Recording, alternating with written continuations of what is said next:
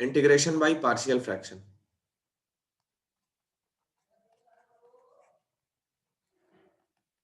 Integration by partial fraction. देखो partial fraction क्या होता है, पहले इसका रूल समझना है, फिर एक दो फॉर्मूले हैं और फिर कुछ क्वेश्चंस हैं। पार्शियल फ्रैक्शन में रैशनल फंक्शंस पे ये काम करता है। जैसे मान लो let px upon qx be a rational function. px upon qx कोई रैशनल फंक्शन है। अब क्या है, अगर ये रैशनल फंक्शन है, आगे देखो फर्स्ट पार्ट,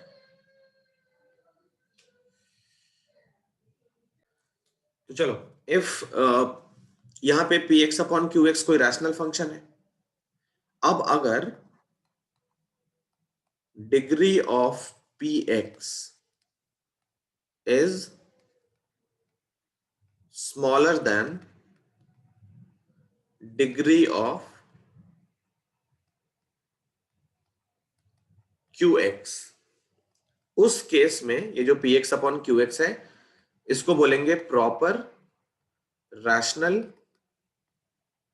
फंक्शन। ये प्रॉपर रैशनल फंक्शन है। Second case, if degree of px is more than degree of qx, तो इसको बोलते हैं इम्प्रॉपर रैशनल फंक्शन। तो जो पार्शियल फ्रैक्शन है, पार्शियल फ्रैक्शन मेथड जो है works more effectively on proper rational functions only. Improper पे भी काम करता है बट इफेक्टिवली काम नहीं करेगा, मतलब वो लगाने के बाद भी बहुत लंबा होगा, तो कोई फायदा नहीं है उसको लगाने का, है ना।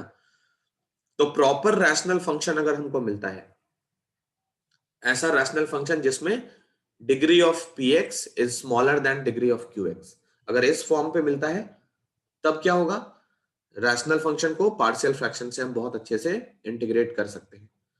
तो अभी ये टेक्निक सीखनी है कि कोई इम्प्रॉपर फंक्शन हो तो उसको प्रॉपर में कैसे कन्वर्ट करते हैं। ठीक है, तो देखो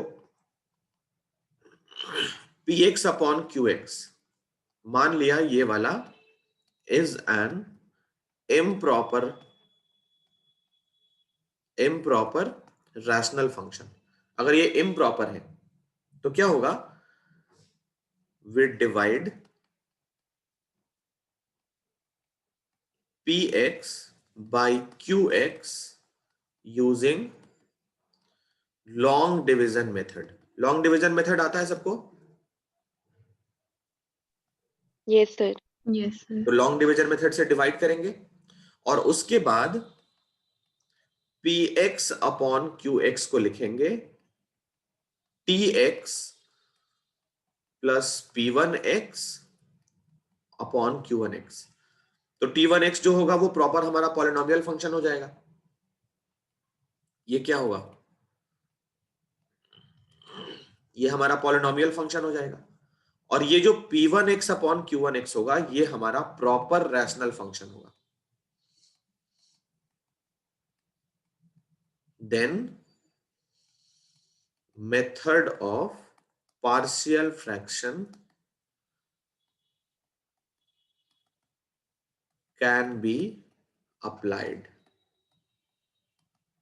यहां पे हम पार्शियल फ्रैक्शन का मेथड अप्लाई कर सकते हैं। इसको लिख लो पहले जल्दी से, फिर इसको समझाते हैं, इस पे क्वेश्चंस करेंगे। ये जो फंक्शन है वो प्रॉपर रैशनल क्यों है, ऊपर वाले की डिग्री 1 है, नीचे वाले की डिग्री 2 है। तो जब भी px की डिग्री स्मॉलर देन हो qx की डिग्री से, इसको बोलते हैं प्रॉपर रैशनल फंक्शन।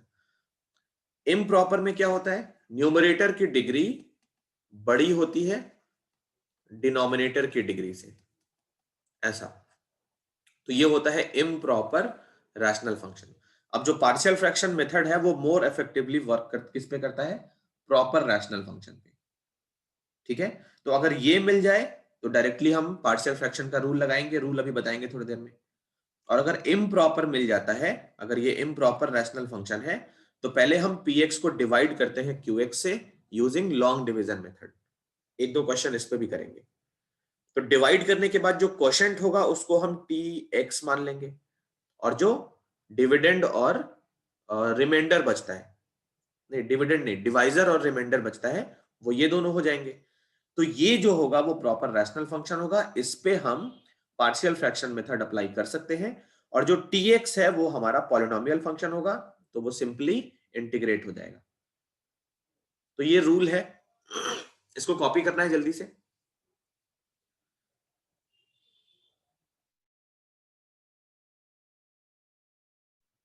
अब देखो कुछ रूल्स होते हैं पार्शियल फ्रैक्शन के, कैसे करते हैं, हालांकि बहुत बड़ा टॉपिक है।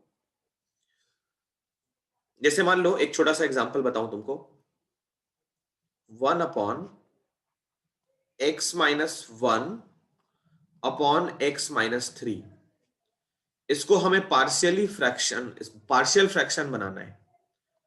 तो इसको लिखेंगे a/(x-1) प्लस b/(x-3). ठीक है, डिनोमिनेटर में दो फैक्टर्स हैं, तो a के साथ फर्स्ट फैक्टर, b के साथ सेकंड फैक्टर। इन दोनों का जब एलसीएम लोगे तो x-1 इंटू x-3 आ जाएगा। अब पार्शियल फ्रैक्शन में a और b हमें निकालना होता है। तो एक तो इसका लॉन्ग मेथड है, वो देख लो पहले। मेरे पास एक शॉर्टकट है, तो वो मैं थोड़ी देर में बताऊंगा। पहले देखो a और b निकालते कैसे हैं। तुम आरएचएस पे एलसीएम ले लोगे, x-1 और x-3। देखो इसमें क्या परेशानी है और ये चीज क्यों आसान हो जाएगी जब हम इंटीग्रेट करेंगे। मेन बात ये समझो कि हमें ये करना क्यों पड़ रहा है। अगर ये मान लो हमको ऐसे मिला है x-1 इंटू x-3 dx, तो इसको इंटीग्रेट करना थोड़ा मुश्किल है। अगर यही चीज हमको ऐसे मिली होती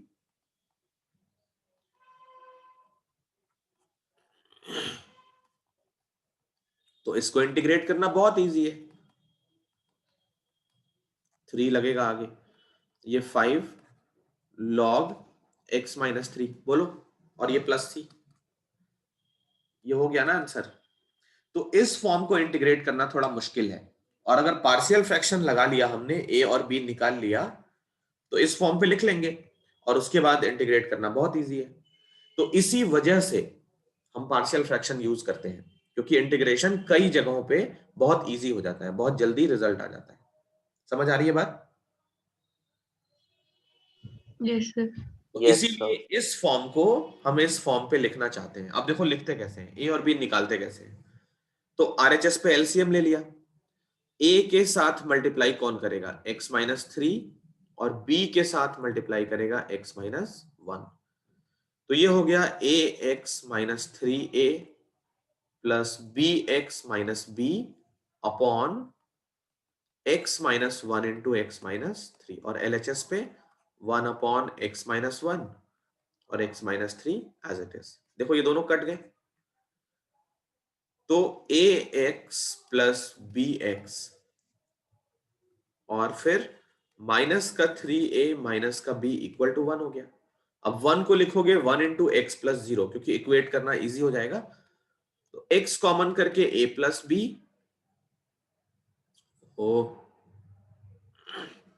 1 को 1 इंटू एक्स थोड़े ना लिखेंगे, 1 को लिखेंगे 0 into x plus 1। Overall result 1 ही रहना चाहिए ना। ये 1 को हम इस तरीके से लिख सकते हैं,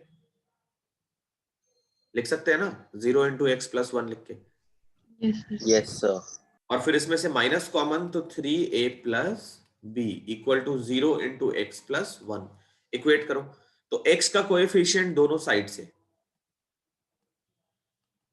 ऑन इक्वेटिंग, पहली चीज तो a प्लस बी 0 मिल गई, और 3a प्लस बी कितना मिल गया? माइनस का 1 मिल गया।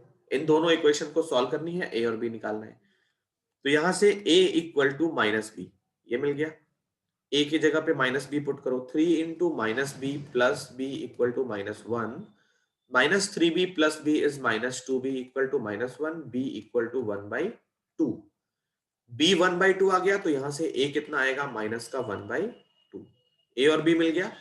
तो कहने का मतलब 1/x-1 और x-3, इसको हम लिख सकते हैं -1/2 into x-1 plus 1/2 into x-3।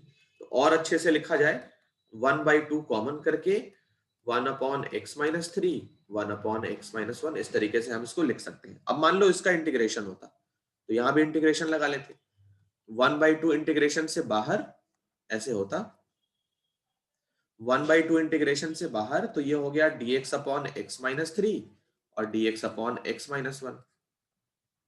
बोलो क्लियर। तो ये हो गया 1/2 log x-3 और इसका भी log x-1 आता, वो इसके नीचे आ जाता, काम खत्म।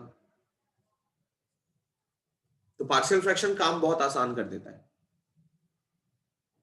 समझ आ रही है बात? Yes sir. अब ये पार्शियल फ्रैक्शन का इतना लंबा सा प्रोसीजर है। अब देखो शॉर्टकट क्या है इसका, कैसे जल्दी से निकाल लेते हैं ए और बी की value with in seconds, objectively mind में निकाल सकते हो।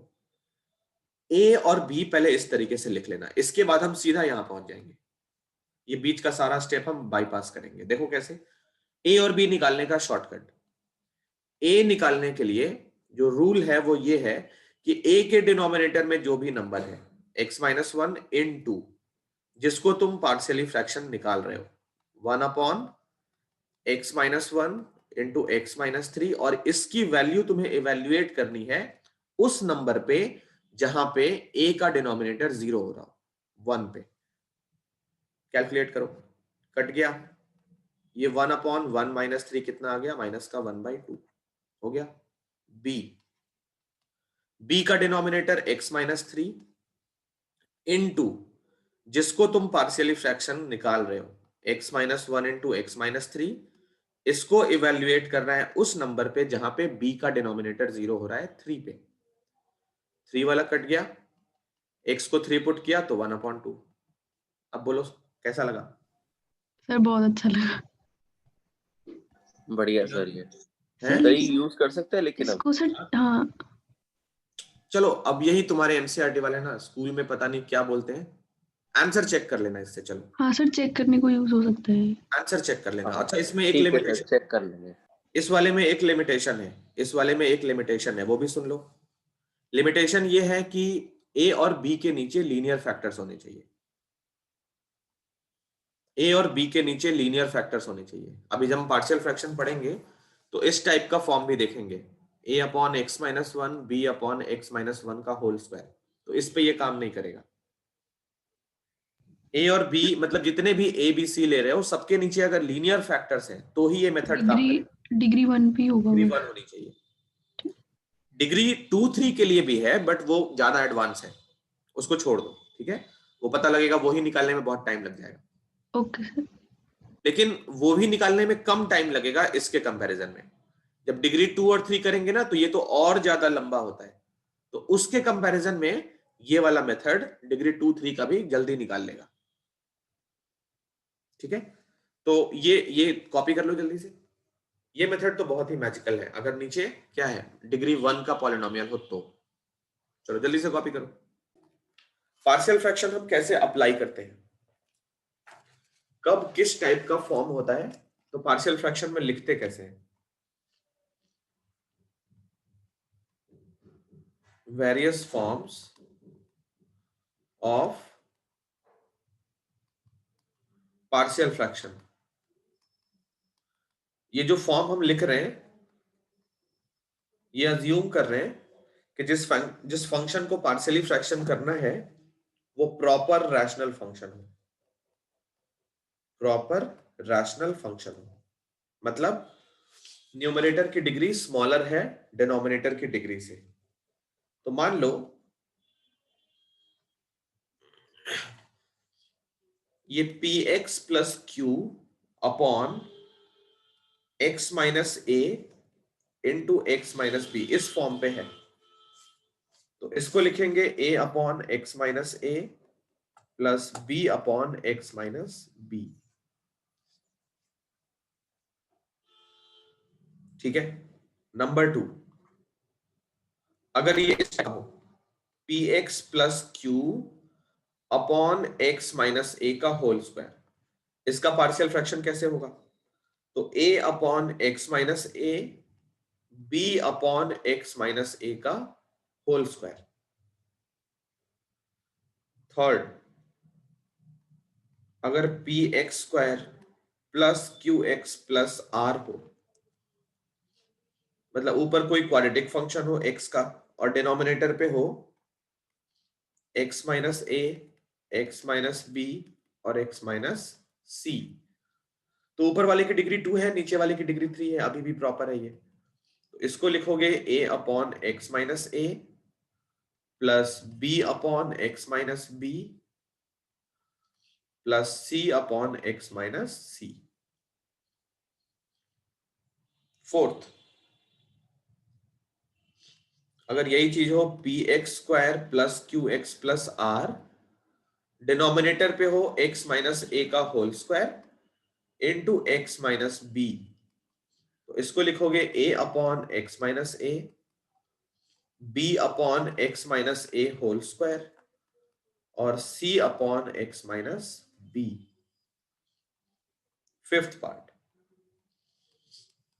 P x square plus q x plus r x minus a और डिनोमिनेटर में कोई क्वाड्रेटिक फंक्शन हो x का a x square plus b x plus c, तो इसको लिखोगे a upon x minus a plus b x plus c into a x square plus b x plus c, where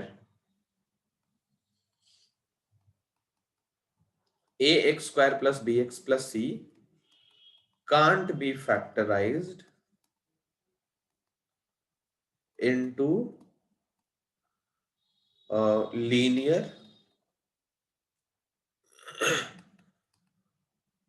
factors। linear factors थोड़ा सा और इसको precisely, can't be factorized into real linear factors, can't be factorized into real linear factors। इसका मतलब क्या हुआ? जैसे मान लो एक्स स्क्वायर प्लस 4 है, तो हम बोलते हैं इसको फैक्टराइज करना पॉसिबल नहीं है। नहीं, फैक्टराइज करना पॉसिबल है। इसको हम एक्स स्क्वायर माइनस 2i का होल स्क्वायर ऐसे लिख सकते हैं, पहले ये बताओ। तो इसको फैक्टराइज करना पॉसिबल है, ऐसे फैक्टराइज कर सकते हो ना। तो ये लीनियर फैक्टर जो है वो रियल नहीं है। लीनियर फैक्टर तो हाँ, तो कॉम्प्लेक्स में चला गया ना इसका रूट। बिल्कुल, तो इसीलिए मैंने रियल वर्ड यूज किया यहाँ पे। कई बार देखो क्वाड्रेटिक में क्या होता है, रूट्स में डिस्क्रिमिनेंट b के नेगेटिव। सर वो तो कई बार क्या होता है कि जो क्वाड्रेटिक इक्वेशन होता है उसका डिस्क्रिमिनेंट d जो नेगेटिव हो जाता है ना, तो उस केस पे रियल रूट्स एग्जिस्ट नहीं करते हैं। तो वैसे केस को अगर रूट्स ही एग्जिस्ट नहीं करेंगे तो फैक्टराइज कैसे करेंगे? ठीक है, लेकिन अब क्लास 11th और 12th में हमने उनको भी सॉल्व करना सीख लिया है, तो उनको भी फैक्टराइज करना पॉसिबल है। कोई भी क्वाड्रेटिक के रूट्स अगर 2 और 3 हैं तो फैक्टर्स क्या होंगे? x minus 2 into x minus 3, है ना। तो अगर हम रूट्स निकाल ले रहे हैं, इमेजिनरी रूट्स भी होते हैं, वो भी हम निकाल सकते हैं, तो उनको भी फैक्टराइज करना पॉसिबल है, लेकिन उनके जो फैक्टर्स होंगे वो रियल नहीं होंगे। तो ये सिचुएशन नहीं होनी चाहिए, रियल फैक्टर्स होने चाहिए, बस इतना लिख लो जल्दी से।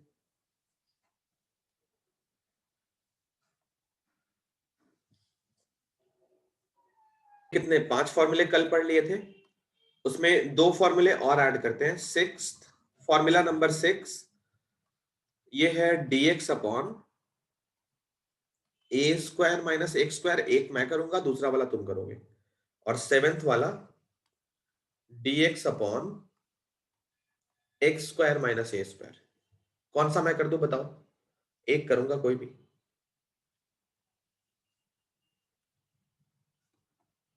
बताओ, जल्दी बताओ। सर मैंने इसकी रिकॉर्डिंग दी थी बट सर प्रैक्टिस नहीं हो पाई इस वाली की। नहीं, ये अभी कराया नहीं है मैंने, अच्छा, ये अभी कराऊंगा। इसमें से एक मैं कराऊंगा, दूसरा तुम्हें करना है अभी। सर कोई भी करा दो। सिक्स्थ करा दो। सर ये पार्शियल फ्रैक्शन से करना है? हाँ ये पार्शियल फ्रैक्शन से। अच्छा अच्छा ठीक है। सिक्स्थ कर लेते हैं। देखो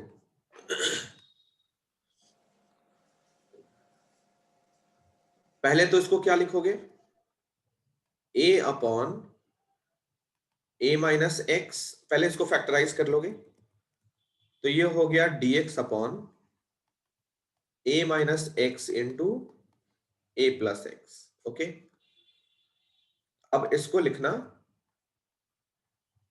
a upon a minus x b upon a minus x और इंटू dx। कहने का मतलब हमने क्या किया कर लिया यहाँ पे, 1 upon a minus x into b minus x, इसको लिखा है a upon a minus x plus b upon a plus x. Okay, अब a और b निकालने के लिए वो लंबा वाला मेथड घर पे करके देखना, मैं जल्दी से निकाल देता हूं बस। a होगा a minus x into 1 upon a minus x into a plus x at x equal to a। तो ये कट गया, a की वैल्यू कितनी मिल गई, 1/2a। b की value a plus x into 1 upon a minus x a plus x at x equal to minus a। तो ये cut गया, b की वैल्यू कितनी आ गई बताओ, x की जगह माइनस a डालोगे तो ये भी 1/2a ही आएगा ना, यस और no? Yes sir. Yes sir.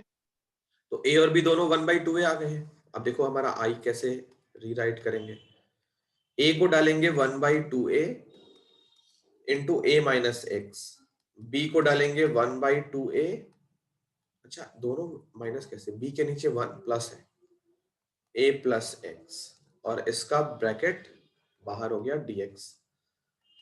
Separation 1/2a dx upon a minus x, 1/2a dx upon a plus x. समझ में तो आ रहा है ना?